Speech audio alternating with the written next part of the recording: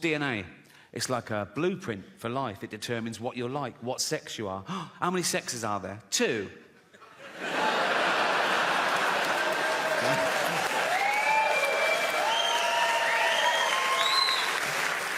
Also, that's where he keeps his testosterone, so he's fucking well hard, right? And if you take a finger and flick a testicle, he's fucked. He's absolutely fucked. He's thrown up, he's on the floor, he's out of the game, absolutely kippered. Why are you putting it on the outside? For a laugh, just for a laugh. Artificial intelligence, the latest existential threat to humanity. The rise of the robots, so intelligent, they can teach themselves, they can teach each other, they can build each other, you know? Soon they know everything there is to know, and they hate us. Why wouldn't they, right? And they'll be so realistic, they'll walk amongst us, they'll go to work, right? You know when they're getting really human? When they start calling in sick. Mondays, I mean, they've learned all the tricks. They go, oh, I'm not coming in today. Why not? Oh, fed up. What's the matter with you? They sort of scan social media. ADHD. Self-diagnosed. They'll be in HR all the time, won't they? Be like, Ryan in accounts is robophobic. Why would he say? Call me a whiny plastic cunt. I think we should be allowed to insult robots when it's happened, you know, because we've made them to make our life easier, and that would get things off our chest, because it's bad enough, isn't it, with real people, you're getting in trouble, saying the wrong thing, people taking things the wrong way now, like, oh my God, oh, I made fat Linda cry today. Oh, what happened? I just shouted out to her, then I remembered we only call her that behind her back. I'm sure people didn't used to get offended all the time when I was little. I might be remembering it wrong, but not grown-ups, not your parents, not your grandparents. They grew up dodging bombs and their firstborn having polio and the menfolk dying at 50 of lung disease. They could take a fucking joke, right? It was all about the wind-up. I used to wind up my mum all the time. This is a true story. When I went off to university, after about a week, I phoned home. My mum answered. She went, hello? I went, it's Ricky. She went, you all right? I went, not really. I'm in hospital. I think I'm blind. She went, what? I went, no, I'm only joking. Right? She went, you silly bugger. She went, I could have had a heart attack, right? And she's right. She could have had a heart attack. And I knew that. That's how committed I am to having a laugh. You're welcome. You're welcome.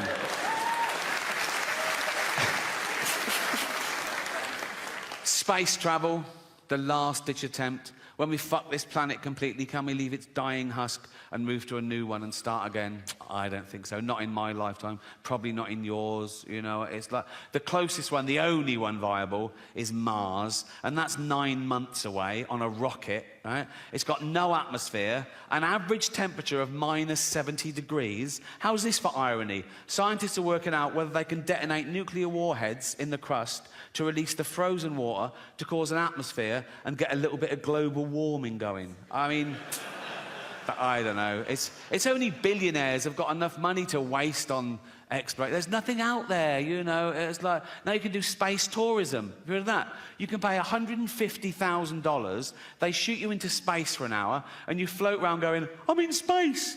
I mean, we're already in space. Earth is right in the fucking middle of space, right? It's the best bit of space there is. It's got car parks and cinemas. It's like there's nothing else to see. It's like living in London and going, I wonder what Coventry's like. You don't...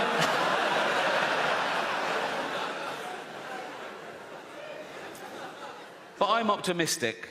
I am. I think people care about the planet deep down. I think it's just that most people on the planet don't realise that most people on the planet are destroying the planet. Most people don't realise that in my lifetime, we've wiped out 70% of all animal populations.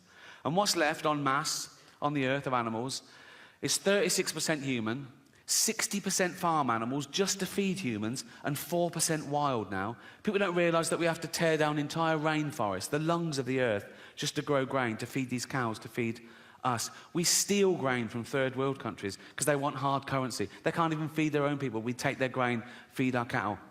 Meat eaters. If you eat meat every day, if you gave up 1 day a week, we'd feed another 100 million people. But I think people care. It's out of sight, out of mind. Think of the animal that most people know, their dog. They love their dog. They wouldn't let anyone hurt their dog. And a dog is a cow, is a sheep, is a deer. People love their dog so much, they won't even watch a fictional thing where a dog gets hurt. And I get that. There's a website, it's a real website. It's called doesthedogdie.com, right?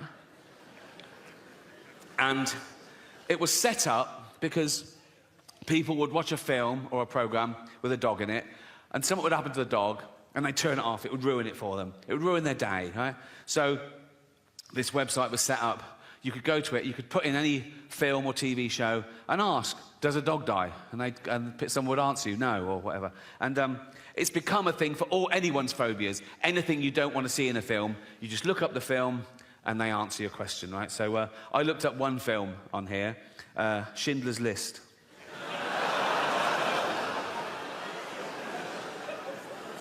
Absolutely real. Schindler's List, doesthedogdie.com, right? First question, does a dog die? No. Does a cat die? No. Are any animals abused? Someone answers, there is a chicken that's handled roughly, but otherwise unharmed. Now, I love animals more than anyone I know, but if I was Jewish, I'd be slightly offended by this avenue of questioning. Imagine that in real life. Imagine someone says, oh, yeah, my grandparents were murdered by the Nazis. You go, oh, what happened? Oh, they were dragged from their house and sent to the gas chamber. Oh, was a chicken hurt? What?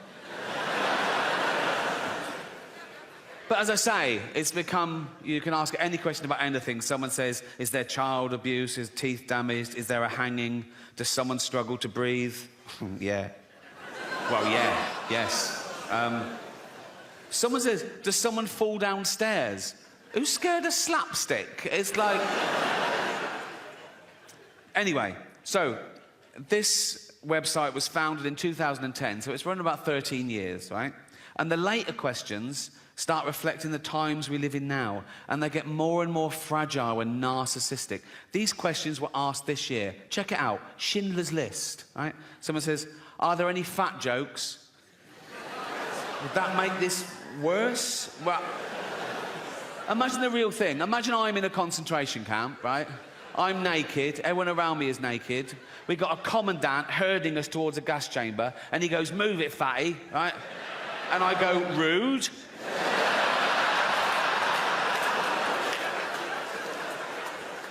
No, that has ruined the whole experience, if I'm honest.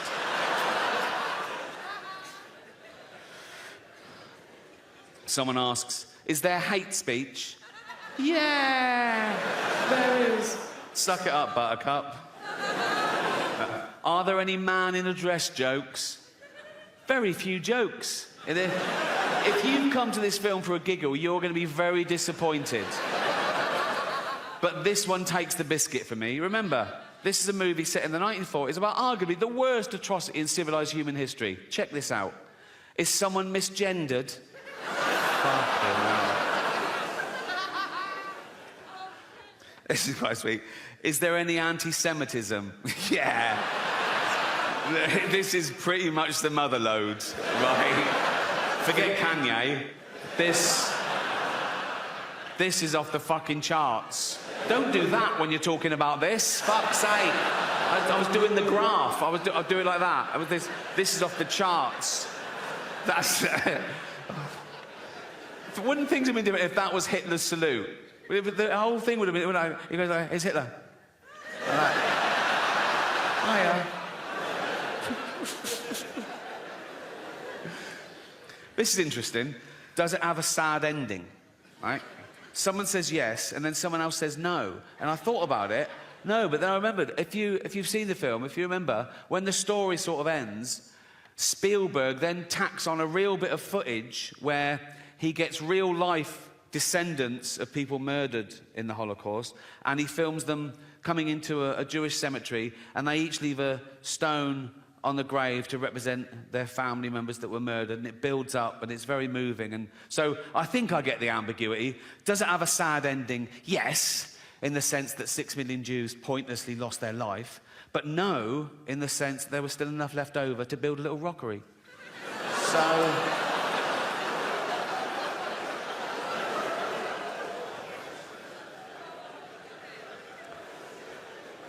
I asked one question myself on this. Is James Corden in it?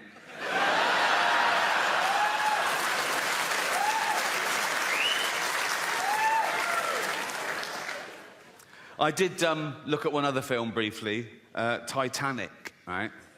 And it's got all the same sort of questions. And the one where it goes, are any animals harmed? Someone answers, there were no explicit scenes of animals being harmed, but Rose did have a goldfish, which probably didn't make it.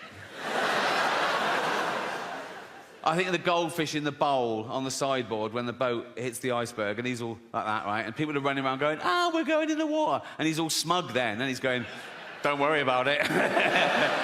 Oh, no, not water. Oh. Then he gets in the sea and he goes, well, it's very salty, isn't it? It's very salty.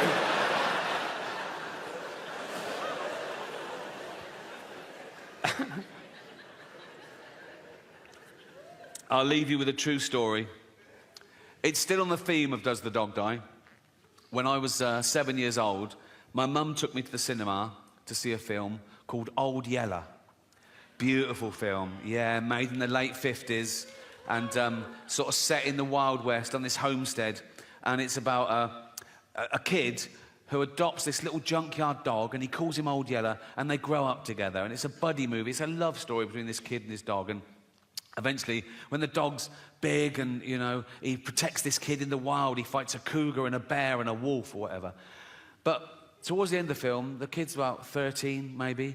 It takes a dark turn. I remember the kid sort of looking at Old Yeller, who's locked in the barn, and the mother's suspicious, right? And she goes, is it Old Yeller all right? Yeah, he's fine, he's fine. But the kid knows that he's been bitten, right? And soon, Old Yeller starts foaming at the mouth and, getting aggressive. And the mother turns up with a gun, and the kid goes, no. And she goes, you know we've got to do it, boy. He goes, yeah, but he's my dog. I'll do it. And he shoots his own dog. And I was like in floods for like a year, right? Anyway, fast forward, right, a few years ago, I was on tour, I was on a train, and I get a text from Jane, which says, oh, I'm finally watching Old Yeller. And I sent back, oh, enjoy, right? I didn't think, right? 20 minutes later, I get a text. Nothing happens to that dog, does it? Oh, I couldn't believe my fucking luck. I thought she knew, or... So I sent back, no, of course not. 1 hour later, I get a text, you cunt.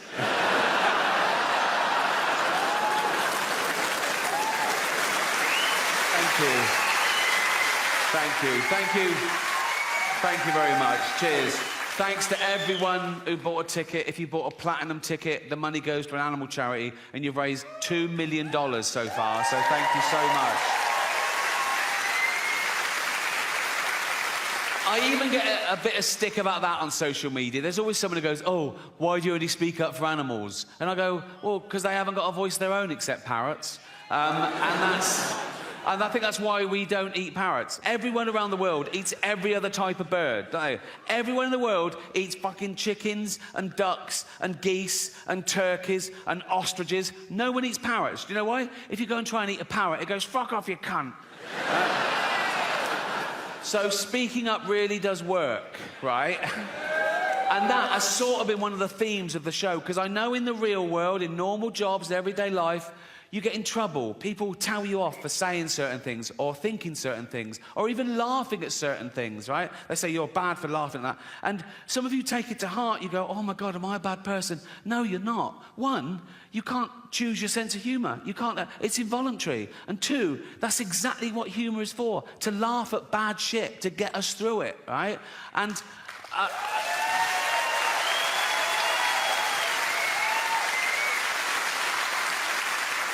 And we've established you can't even choose your own thoughts. How often have you been on a train station and you've suddenly thought, what if I just pushed that bloke? And then you go, why have I thought that? Am I a psychopath? No, you're not. You're the opposite. You're a safe pair of hands. You're testing yourself. You're reminding yourself how terrible that would be. You're a good person, right? I don't get that one. what I get is I'm talking to a really sweet old lady and I suddenly start thinking, what if I just spat in her face now? Why would I...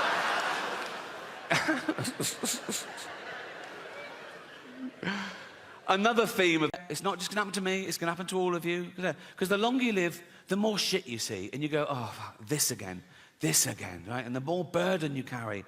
And the older you get, the weaker you get, so the burden gets heavier. And you go, oh, God, this again. And you can't die nowadays. You know what I mean? You go, oh, thank God, I'm dying. Oh, fuck, I'm back. You know what I mean? They can transplant every organ now. Whatever's got, transplant every organ. Not your brain. That wouldn't make sense. You are your brain. So that would be an everything else transplant, wouldn't it? But I'd sign up for that. I don't care about this. It's to get this round. If I could leave £1 million to science, so when I died, suppose I died, my body's crushed, killed instantly, but my head's intact. They keep that on ice, wait for a body donor. Some poor bloke gets his head crushed, put my head on his body, and I'm back. I know. Statistically, I will get a bigger penis as well, so... The odds are in my favour there, trust me. I wake up in the future, I see the scar and I go, oh, that's all right. You know what I mean? I go, oh, you've always wanted a big knob? I go, yeah, I've always wanted a big knob. I go, let's have a little bit of me time. So and I start, but then every time I look down, I go, oh, that's not my knob. Do you know what I mean? I go, oh, that's not my knob. Oh, that's not my knob. It's not my hand either, carry on. It's like, you know what I mean?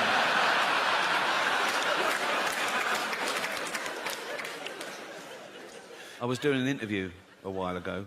I don't think the journalist liked me. He asked me this question. I thought it was rude, right? So I gave a fake answer, right? He said, so what have you got planned for your funeral? And I went, I want to be fed to the lions at London Zoo. He went, really? I went, yeah.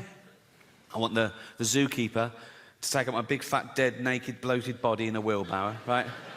Just dump it in the lion's den, doof, like that. Loads of tourists going, is that the bloke from The Office? Like that, right? And then 2 big lions come out and just start eating me. And lions, they start with the soft bits of the body to get inside to the rib cage. So they'd probably get a testicle each, wouldn't they? Because that'd be the easiest of it. By then, my testicles would be about a yard apart, so that'd be easy.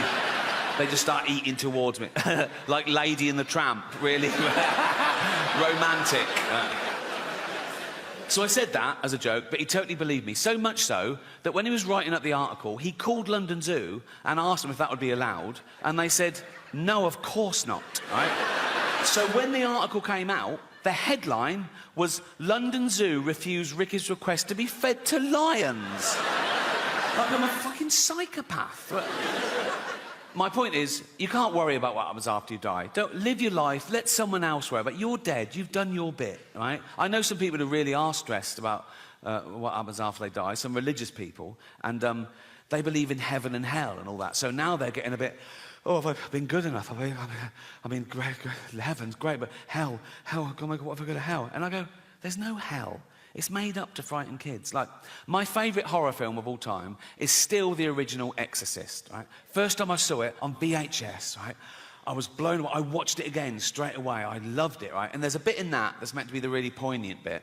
And I laughed the first time I saw it because it was the idea of the devil being this crass and childish. You know the bit. So, the little girl's possessed by the devil, and they're doing an exorcism, and they're throwing holy water on it. She's hissing, right? They're going, the power of Christ compels you. The power of Christ compels you. And at one point, the devil makes the little girl turn her head round, and he makes her say, your mother sucks cocks in hell. Right? And the bloke, she said, he's devastated. He's like, because he's thinking, oh, that's the real devil. So he knows, so it's true, my poor mother sucking cocks in hell, right?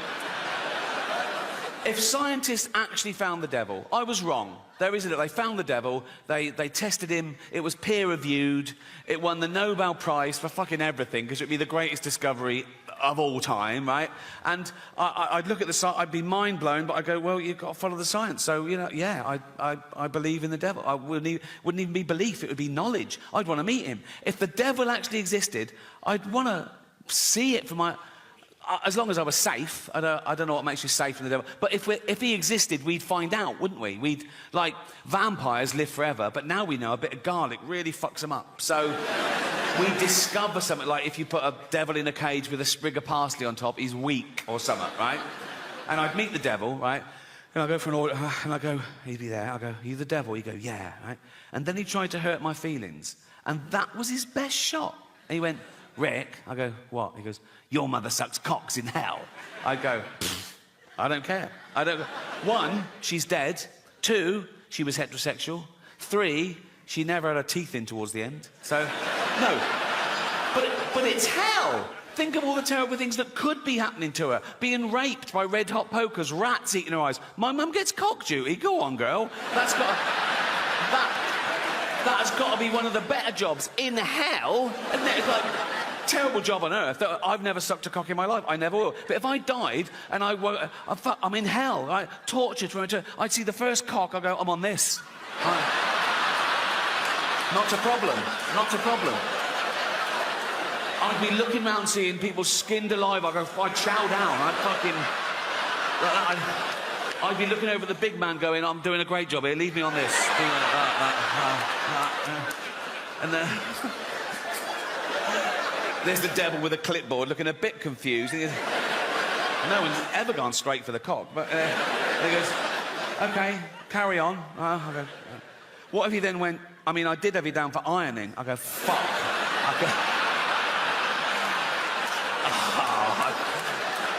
I could have been ironing.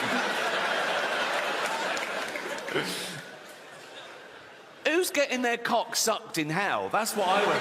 Because we're there for punishment, and that's a little treat. Do you know what I mean? It's like, I'd be there, right, thinking, feeling a bit smug, right, and I'm thinking, oh, this is great. Not great, but, you know, I'd be...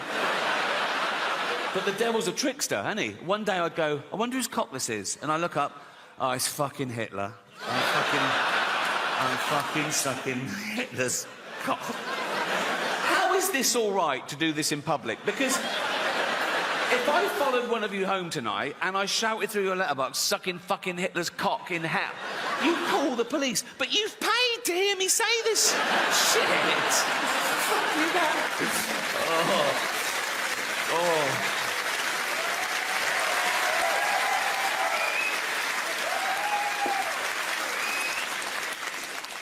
I'll tell you what's very popular in England at the moment, and in America, particularly California. Mental illness. Oh, it's taken off. It's taken off a trip. When I was at school, you were either thick or clever, normal or mental, right? Now there's like 1,000 new mentals, right? And it used to be a stigma. They go, I'm not mental. Now people go, I'm mental. You know what I mean? They want to, I'm mental. It's like everyone I know in media is ADHD. They go, I'm ADHD. I'm ADHD. Yeah, so I'm ADHD. Take the test. Yeah, I took the test 5 times, passed it on the 5th. Oh, well done. Right? They go, and it's like, I'm writing a song about it, I'm writing a poem about it, I'm writing a book about it. Oh, well, yeah. And they brag about it. They put it in their CV and in their... it's got disorder. When did we start bragging about having a disorder? 20 years ago, you wouldn't have got given a business card and it said Ron Pike, anal warts. You know, just... keep it to yourself. No one cares. Right? I think the new pandemic amongst the youth is going to be fear and anxiety, because now we've had a whole generation who grew up with social media. Instant gratification doesn't build character. They're not socialised properly. They can't deal face-to-face with people because they're used to hiding behind an identity and an avatar, and now they've got teachers and parents enabling their mental illness as opposed to trying to snap them out of it. And now they fear the thing they once loved. They're worried about the internet and AI. Young people are really worried about artificial intelligence. And I say this about AI. If it starts becoming a burden, switch it off, right? Like we did Nan.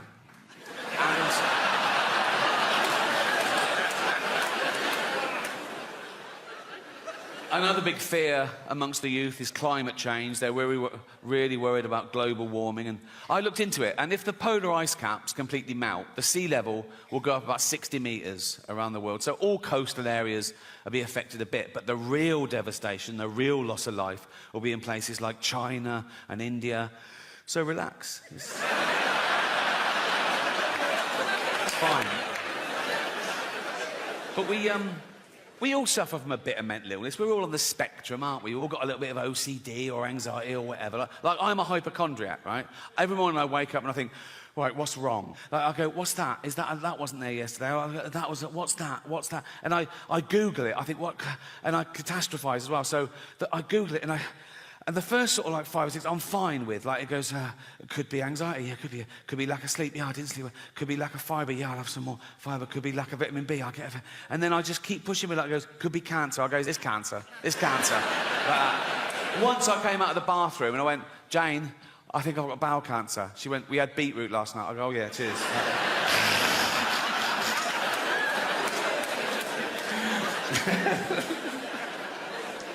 I want to end with a couple of true stories, if I may. As I said, I think this is my most honest and confessional show so far. So I want to talk about something I haven't talked about before, and that's to give you a glimpse behind the curtain of the Golden Globes. Right? And thank you. I last hosted the Golden Globes in 2020. It was the 5th time over a 10-year period, and I liked them more and more, and the last one was my favourite, because the world changed in that 10 years. You know, like the first time I hosted them in like 2010, the press of America, they hated me. Right?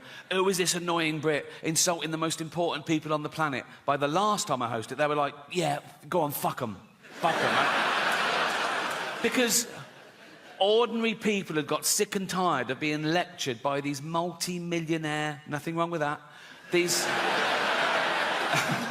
liberal elite entertainers telling them how to vote and how to recycle, when everyone knew they were getting free jet rides to Pedo Island. So it really hit the zeitgeist. But it was always the same deal. Whenever they said, do you want to host? I said, yeah, I'll host. I said, but I'm going to write all my own jokes, which was unheard of, apparently. I said, I'm going to write all my own jokes, and I'm not going to rehearse, so you can't hear the jokes beforehand, and you can't cancel any. And they let me do that. I did have to show a lawyer the jokes about an hour before to make sure I hadn't broken any laws, and I never had, because I know the law. Sometimes the lawyer would go, are you sure you want to say that? Right?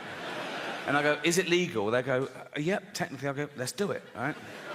I've never had a joke stopped by the Golden Globes. That says something about them, to be fair, right? So, anyway, thank you. This last time, they said, oh, you've got to see the lawyer the day before now. I went, OK, great. So I was driven to the Beverly Hills Centre, and they're all setting up, right? And the photos of the A-listers are all in their chairs. I go, oh, there's Brad, there's Leo, there's Bob, oh, this one. And this big guard showed me to this room, and he opened the door, and he shut it behind me. And I looked, and there were suddenly 10 lawyers in suits. It was usually like this middle-aged woman in a jumper, right? And I thought, what the fuck's happened? I think, oh, is it because it's my last time and they're just making sure I don't say anything? Right? And they were there, and I went, hi. They went, hi. I said, should I do the monologue? They went, please. Tough crowd, right? So I had the monologue, right, and I was sort of going through. It was like 7 or 8 minutes long. So I was doing the jokes, and after each joke, I sort of looked up, and they were sort of going, making notes like that. A couple of the younger ones were going like that, right? And I got to the end, and I went, that's it. And they went, good. I went, oh, great. I went, yeah. And then the head lawyer, he was about 60 years old, he had like white hair. He went, oh, yes, there was one thing. Now, I did this joke, I don't know if you remember. It went, the world got to see James Corden as a fat pussy. He was also in the movie Cats, but no one saw that. And it goes on, at one point I go, but Dame Judi Dench said it was the role she was born to play, because she loves nothing better than plonking herself down on the carpet, lifting her back leg, and licking her own minge. Right?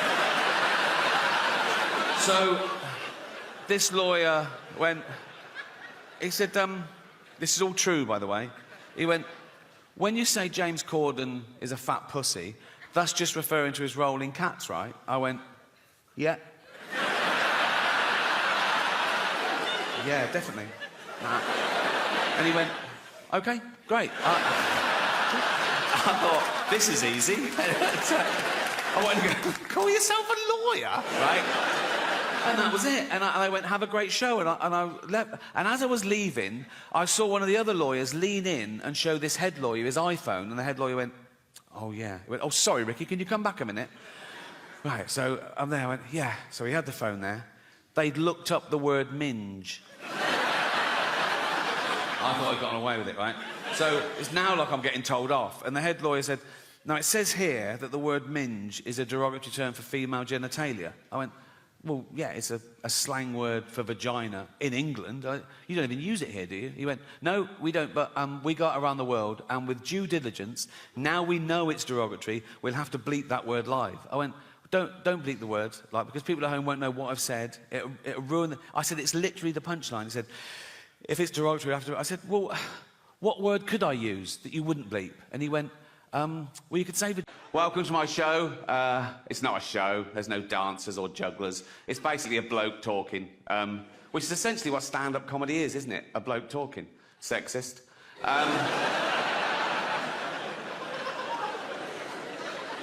What about all the funny female comedians? Like, No.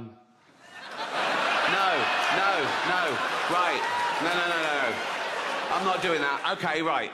That was irony, OK? There's going to be a bit of that throughout the show. See if you can spot it, OK? Now, that's when I say something I don't really mean for comic effect, and you as an audience, you laugh at the wrong thing because you know what the right thing is. It's a way of satirising attitudes. Like that first joke, I used the old-fashioned sexist trope that women aren't funny. Now, in real life, I know there are loads of funny women. Like, I did it again. Well spotted. Good. No, but there are. Dame Edna Everage. She's...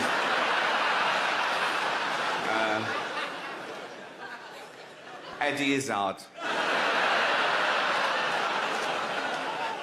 She's brilliant, isn't she? She's not only a great comedienne, she's also a great actress, isn't she? She was brilliant in that thing as that man. It's good to be back. I fell back in love with stand-up on my last tour, Humanity. I played arenas around the world. Netflix bought it for a record amount. It was the most watched special of the year. I thought, everyone loves me now. Everyone loves me now. Then I got this tweet. Real tweet. Call yourself a comedian? He knows I do. Literally says the word in my Twitter bio. Call yourself a comedian? You're about as funny as... Now, I thought he was going to go for the jugular and say Miranda, or... Come on. Come on, guys. Don't... I'm joking. Right.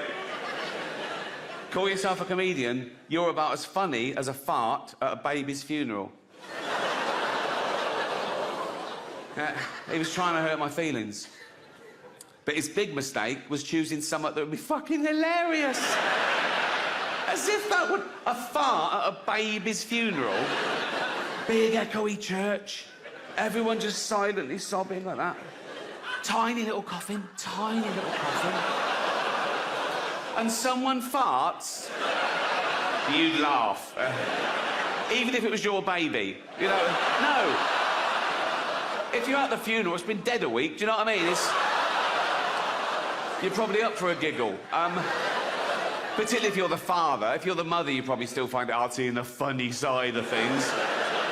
Oh, women. Not all women. I mean the old-fashioned ones. You know, the old-fashioned women. Oh, God. You know, the ones with wombs. Oh. Those fucking dinosaurs. No, I love the new women. I know the new women. They're great, aren't they? You know, the new ones we've been seeing lately. The ones with beards and cocks. They're as good as... They're as good as gold. I love them. No, it's the old-fashioned with it. And now the old-fashioned... They go like, oh, they want to use our toilets. Why shouldn't they use your toilets? For ladies. They are ladies. Look at their pronouns. What about this person that isn't a lady? Well, his penis. Her penis, you fucking bigot!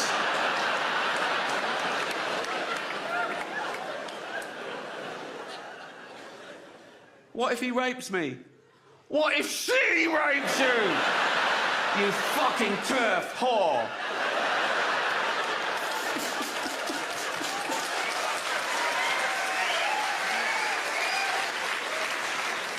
But that tweet sums comedy up, doesn't it? How subjective it is. How one person...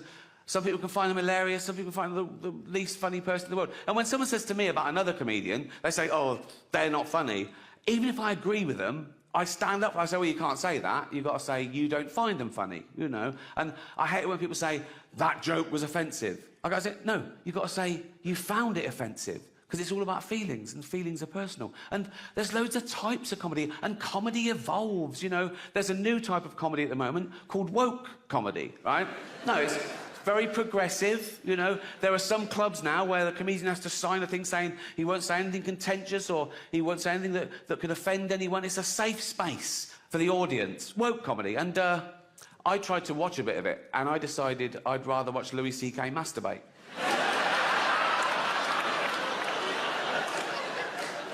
Can't mention him anymore. He's cancelled. Not enough to apologise and move on. You've got to... Like poor Kevin Hart. See, Kevin Hart, he got the job hosting the Oscars. It was his best day ever. He was on Twitter going, oh, I've wanted to do this all my life, right? And then someone found these 10-year-old tweets, right? That they were sort of childish, sort of shitty, homophobic tweets. It was about his son. He was mucking around. He said, oh, my son's doing so-and-so. I hope he's not gay. There was a massive backlash. He went, oh, sorry, I'm not homophobic, really sorry. He deleted them, right, and said, I'm really sorry. 10 years later, someone finds a screen grab and goes, look, he's done this. Oh, big thing. The Oscars go, oh, you've got to apologise again. He went, no, I've apologised. I can't keep apologising. And he's right. If there's no value to saying sorry and evolving, he might as well just tweet him again. Right? That's how I deal with shit, anyway. But if you're the type of person to revel in someone getting cancelled for something they said 10 years ago, you're just ensuring that one day you'll be cancelled for something you said today. You can't predict what will be offensive in the future. You don't know who the dominant mob will be. You know, like, the worst thing you can say today, get you cancelled on Twitter, death threats, whatever, the worst thing you can say today is, women don't have penises, right? Now, no one saw that coming. There are no 10-year-old tweets of people saying... You won't find a 10-year-old tweet of someone saying women don't have penises. Do you know why? We didn't think we fucking had to. Liam Neeson. Oh, he nearly got cancelled, didn't he? Liam Neeson. Now, I don't know why he told this story, but he did at a press junket to a journalist, right? And it was where he just started saying, it was 30 years ago, he said, and my friend came home and she'd been raped, right? And that's not the funny bit.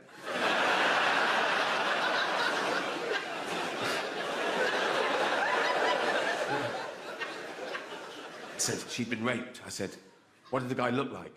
He said he was a black guy. He said, so I got my cosh and I went out looking for the first black guy. He said, nothing happened. I came to my senses, right? But the weird thing about that story is, who has a cosh? Who has a...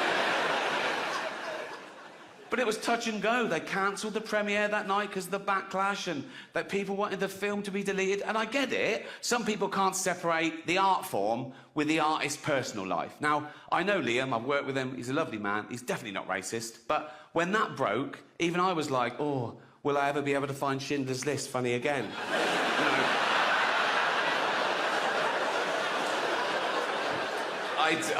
I do still find it funny, obviously. But now there's so much outrage and we hear about it and it's taken seriously, you know. There's Oxbridge comedians writing for the posh papers, telling you the rules of comedy. They're laying it down, laying down the law, right? And it's all stuff like, comedy should punch up. You should never punch down. You should never punch down. Sometimes you've got to punch down, like if you're beating up a disabled toddler. You know what I mean? If you punch up, you'll miss the little cunt and he'll win, you know. I like that joke because it highlights the difference between metaphorical punching down in jokes and actual punching down. But people nowadays want you to believe that words are actual violence, right? Now, you laughed at a joke about beating up a disabled toddler. No one got hurt. If I'd have actually dragged out a disabled toddler and started beating him up, you wouldn't laugh, right? That's why I dropped that bit. But these people are virtue signalling. They're trying to bring people down to raise their own status. And they say it's because, no, we're protecting minorities. Like, they're basically saying minorities haven't got a sense of humour, which is so patronising. And I get that as well, to what it's like to be outnumbered. In this country, we're still only 5% black, 5% Asian, 5% LGBTQ, you know, tiny numbers. Now, I'm a white, heterosexual multi-millionaire, right?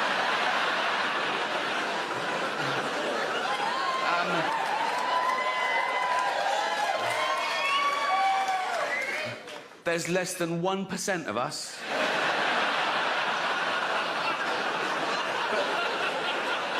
Do I whine? No. Do I don't mind. I just get on with it. Come on, Rick. Come on, Rick. Just keep I'm like Rosa Parks. Do you know what I mean? I'm like... Except I fought for the right to never have to take a seat on a bus. But...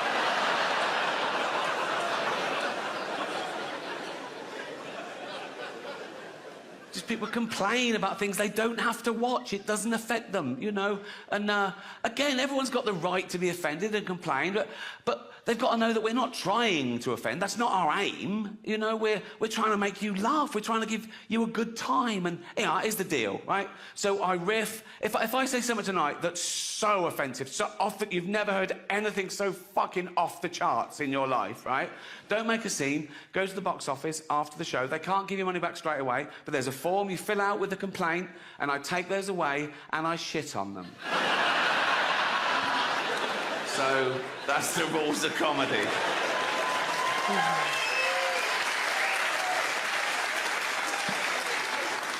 Supernature. Why supernature? Well, for two reasons. One, I want to debunk the supernatural. I don't believe in anything supernatural. I believe that anything that exists is by definition part of nature and is explainable. If not now, then eventually. Also, supernature, because nature is super enough, you know? It's amazing that we're even here discussing it. We're the only species that allows the universe to understand itself, right? The chances of us being here at all, the chance of you being you, existing now, the chance of that sperm hitting that egg is 400 trillion to 1. And I think life is like a holiday. We don't exist for 13.5 billion years. Then we have these 80, 90 years if we're lucky. Then we die, never to exist again. And some people are even offended by that. They go, you can't say that.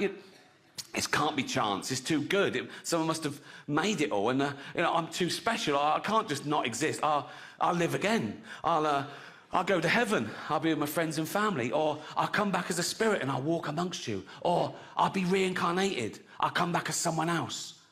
That'd just be someone else. That's all that's happened. You're not involved. That is just someone else, right? Many people believe in reincarnation, of course. Some people even claim they remember who they were in a previous life. There's a society in America, of course, in California, of course, right? And they remember who they were in a previous life. And they're always someone pretty special in their previous life. Not so much in the life they've got now, right? But I saw a documentary about it, and every year they have a come as you were party, where they go dressed as the person they were in history. 2 Napoleons. So, at least one of them is fucking lying. No reincarnation. No ghosts. Have you seen all the ghost hunter shows? Oh my God, hundreds of ghost hunter shows. Years and years. Celebrity ghost hunter. All around the world. Thousands and thousands of hours of footage. They've never seen a fucking ghost. Not what. It's all like, oh, what was that? Was it that I was just the... No, not the... Oh, did you hear that? Was it just that? Was it you? Oh, no, no. Imagine if wildlife programmes were like that. Imagine watching David Attenborough all these years, and everybody goes, here, on Kilimanjaro, we see the... Oh, no, it's not.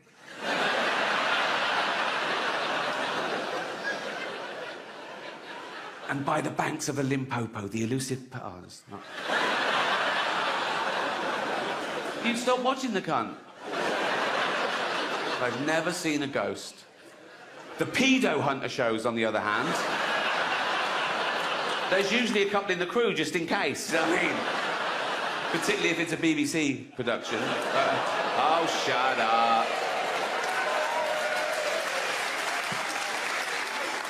There's no reincarnation, no ghost, no heaven, I believe. People can't get over that. People quiz me on Twitter when they find out I'm an atheist. They go, what, you don't believe in God at all? I go, no. Do you pray? I go, no. They go, why don't you pray just in case there's a God? And I say, why do you put garlic over your door just in case there's a Dracula, right? And I've got no problem with praying, you know. I know loads of nice Christians and Muslims and Jews, and if one of my family is very ill, they always say, oh, I'll pray for them. And I always say, oh, thanks very much, because it's a nice gesture. If they said, oh, we also cancelled the chemotherapy, I go, don't do that, don't do that. Pray, fill your boots, son, but let's do the praying and the chemotherapy, shall we? My last special only dropped on Netflix the Christmas before last, and in that special, I talked about the previous special going to #1 because of all the complaints. And the silly cunts did it again. When will they learn? It's like, honestly, it's ban it from the #1 everywhere. My name, like, trended for 3 days that Christmas. I wasn't the only comedian who trended that Christmas. Do you know the comedian Rosie Jones? She's got cerebral palsy, and she was on a TV quiz show, and the trolls came out on Twitter. Going, she's not funny. People saying, you're only saying that because she's disabled. You're only defending her because she's disabled. Sort of back and forth, right? But that wasn't her biggest controversy of the year. This is a true story. Earlier that year, Rosie Jones made a documentary for Channel 4 about her condition, her plight, some of the trolling she gets, some of the insults she gets called, right? And she provocatively called the documentary, Am I a Retard? Yeah, great.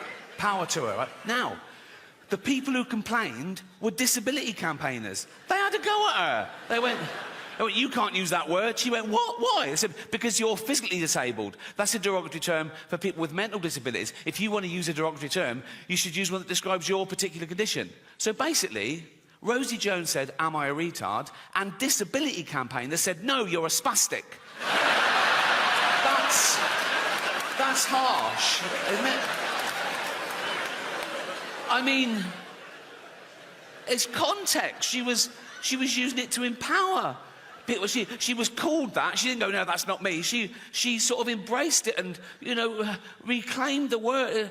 So disability campaigners are saying, no, you've got to be very specific, right? Only people who are actually retarded can use the word retard, right?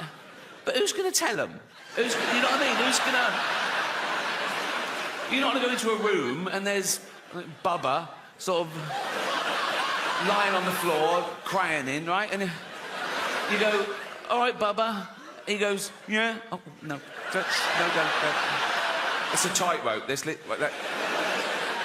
He goes, yeah. You go, you know you can say retard.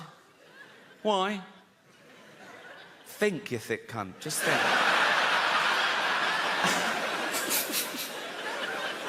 Anyway, I think she should be allowed to use the word in context. Like, if she can't use the word, then I've used the word now, so I'm in trouble again. Actually, I didn't use the word, did I? This is a point I want to make. People say, oh, he used the word so-and-so. I didn't use the word. Using the word would be calling someone that word. That's using the word, isn't it? I said the word in a discussion about the fucking word. That should be allowed, shouldn't it, amongst adults? And if there's one thing we should all agree on, whatever side of the political fence you're on, we should all agree that free speech is still a really good thing. It always has been. And it always will be. But now there's factions of people go, oh, no, we got it, we don't like it, we've changed our mind, it wasn't going well for us, we don't like free speech anymore. People who want free speech, they only want free speech so they can go around saying awful things, which just isn't true. And even if it was, the good thing about free speech is people can say awful things back. It's a really good system, right? And you can't say anything under the laws of free speech. That's a total misconception. There are loads of caveats to free speech, all of which I agree with, actually. You can't incite violence. Good rule. You can't slander people. Good rule. You can't libel people, you know? Fascinating fact about libel law. You can't libel the dead. So I could stand here and say, Gandhi used to take it up the arse. If I wanted. Which I do.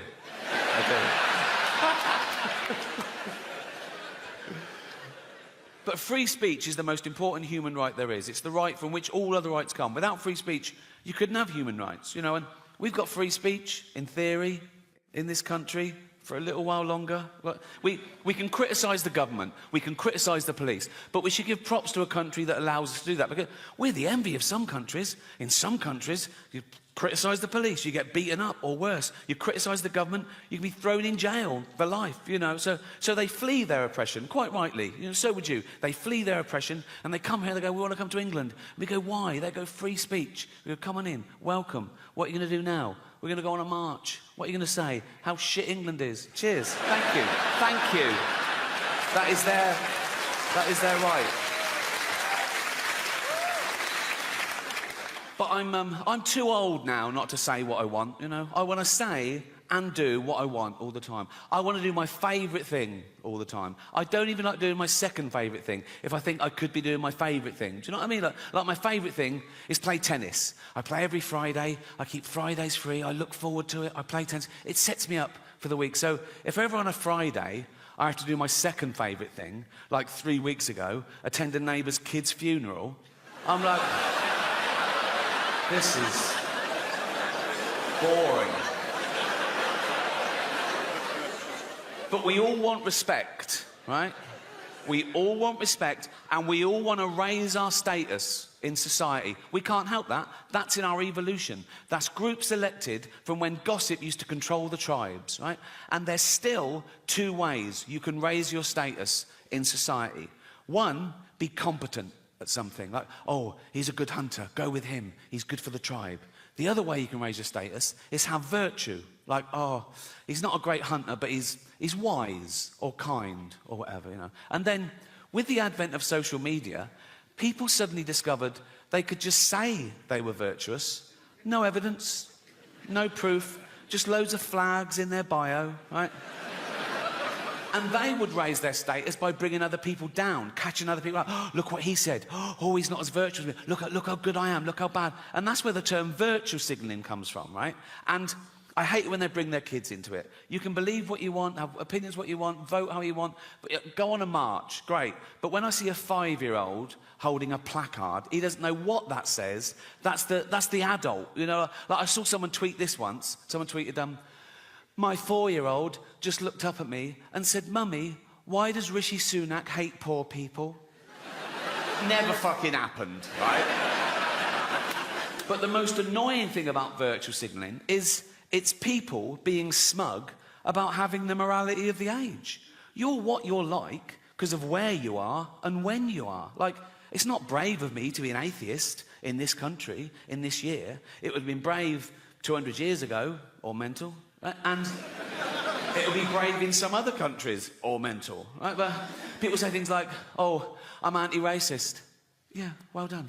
We all are. We know that's the way to be now, but it wouldn't have always been. Well, if you'd have been born in a different place or time, maybe you wouldn't. They go, no, I've been anti-racist whenever I was born. Well, people say things like, they go, oh yeah, I'd have definitely hidden Anne Frank. Would you? Would you? Anne Frank comes to your door in the war, right? You open it, right? There's Nazis everywhere, right? She goes, can I hide in here? You go, what up? Just face-palmed Anne Frank, like that. Whoa, wait. What happens if they find you? They murder me and you. Go next door. They've got a lovely big attic, they've got a typewriter, you're gonna... But I'm anti-racist, of course I am.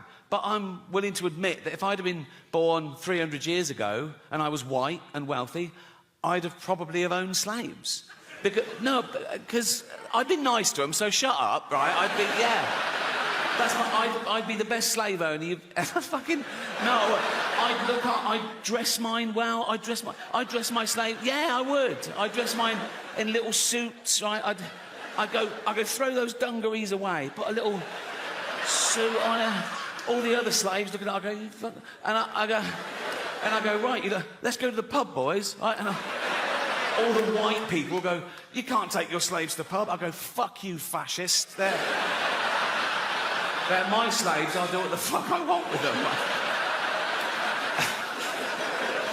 We go in the pub, the barman will go, you can't bring them in here. I go, fuck, we're going to the saloon bar as well. We got little suits on it. I go, you look good in suits, boys, wear socks. We wear socks. I go, I'm buying the drinks, put your money away. You haven't got any money, but you know what I mean? And then we're just having a laugh, teasing each other, just bants. Like, if one of them got a bit too familiar, I would have to punish him, just to keep the status quo. If he called me gammon or something, which is the only racial slur allowed now, isn't it? That's fine. You can call a white person a gammon. It's fine for some reason. You can even be ageist. You go, you fucking old gammon, and it's totally acceptable for some reason. But I'm going to reclaim the word. You know, like black people have reclaimed the N-word, I'm going to reclaim the word gammon. So I'm going to be in Carluccio's in Hampstead, right, with all my white friends, and we'd just be hanging going, how you doing, McGammon, right? And if our black friend, Rupert, I said it was Hampstead, if Rupert came in and went, McGammon, I go, you don't fucking use that word. My point is, morality evolves. It moves with the times, like everything else. Just think of that. In a few generations, we've gone from owning slaves, being legal and respectable in the eyes of God, to a racist being the lowest of the low, isn't he? A racist is the worst person in society these days. Actually, a paedophile is the worst. Goes paedophile, then racist. A racist paedophile is the worst If I met a racist paedophile, I'd go, fuck the little black ones too, you bigot. You know?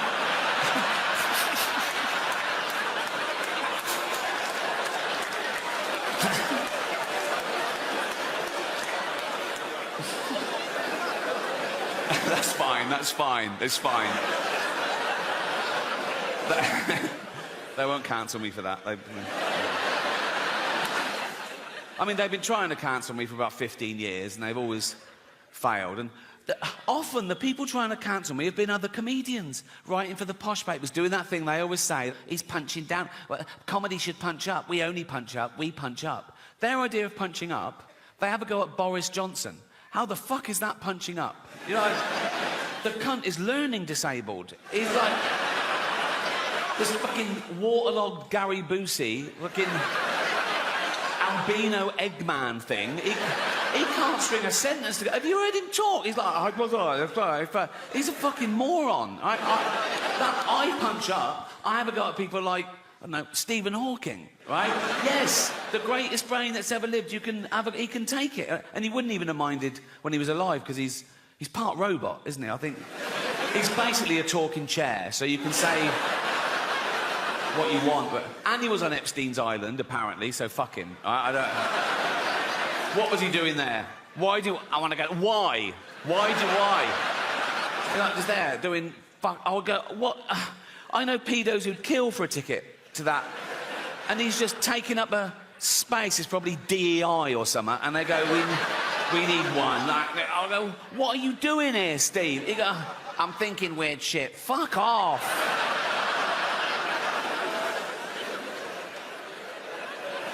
That is probably a hate crime. That is. It's a big buzzword at the moment, isn't it? Hate crime. Whatever happens, someone always goes, oh, was it a hate crime? Why? Makes it so much worse. Does it? Why? If I was just walking home tonight and someone randomly jumped me, beat me up, mugged me, stabbed me, threw acid in my face, I wake up in intensive care, beep, beep, beep. I open my eyes through the bandages. There's a policeman. He goes, Miss Gervais? I go, yeah. He goes, we just want to let you know it wasn't a hate crime. I go, oh, thank God for that. Pretty hateful, isn't it? But no, a hate crime is something that's based on your race, disability, sexuality. So a guy with a gun, he wants to kill someone at random. He sees a crowd. He goes, eeny, meeny, miny, mo, bang, kills someone dead. He goes to court. The judge goes, why did you kill that person? He goes, no reason. The judge goes, so you're not a bigot? He goes, oh, no. The judge goes, ah. 10 years. Right? Some other guy's got a gun. He goes, I fucking hate dwarves. Right? He sees a little dwarf. He takes aim, bang, kills the dwarf dead. Right? He goes to court. The judge goes, why did you kill that dwarf? He goes, because I hate the little cunts. Right? The judge goes, you're a bigot. 20 years. Now, he shouldn't get more for shooting a dwarf. If anything, it's a harder shot. Isn't it? If I was that judge. I go, what, you shot a dwarf at 100 metres, yeah? Fucking props, that is 5 years in the army. Get him in the army. I feel bad about that joke because I was reading about the tough time dwarves have had through history. Like, in medieval times, they used to torture them and kill them. They used to put them in barrels with spikes and roll them down the hill for a laugh, right? And then in Victorian times, they'd stick them in the circus and make them do dangerous fucking things. And then as late as the 1980s, right, I remember colleges used to have events like dwarf throwing, where they were like darts on a thing, and or